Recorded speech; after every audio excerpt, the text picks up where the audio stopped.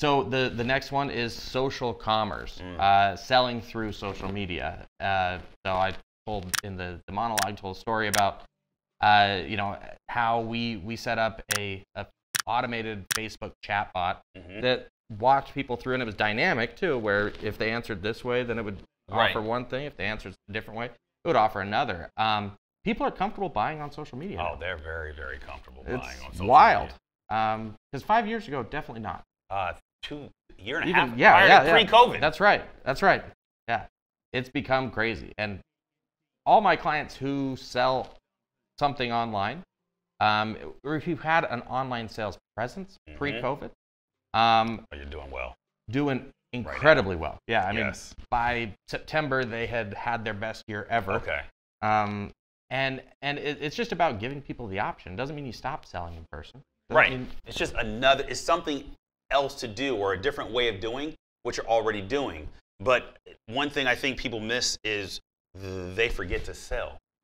Right? All the time. The reason I start all my videos with "Welcome to Think, React, Lead. My name is Dom Fawcett, your executive coach and leadership speaker," is so people know that if I sell a book or an ebook on leadership or how to speak, they've already heard me say what I do so many times, so it sells itself.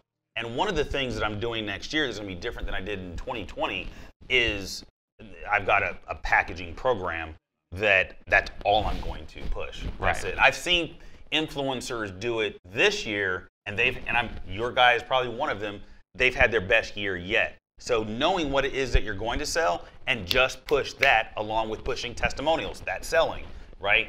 Interviewing people that have used your product, that's selling. So there's just so many different ways to do it. Yeah, absolutely. I completely agree. And being able to dial that in from education to the call to action, and progressing them through your sales and marketing funnel is what's absolutely critical. And this is just another way to do that I forecast will be even bigger next year than it was this year. And the way to make that not work for you, like I stay away from the things that don't pay me. The 4 big things are race, religion, politics, and sports. Those don't put money in my pocket, right? I'm a black ex-cop. Like, you think I have a lot to talk about. I don't. Why? Because they don't pay me. I stay literally in my lane. Wide lane, but I stay there. So don't remove the emotion, and you'll build such a vast audience. Yeah.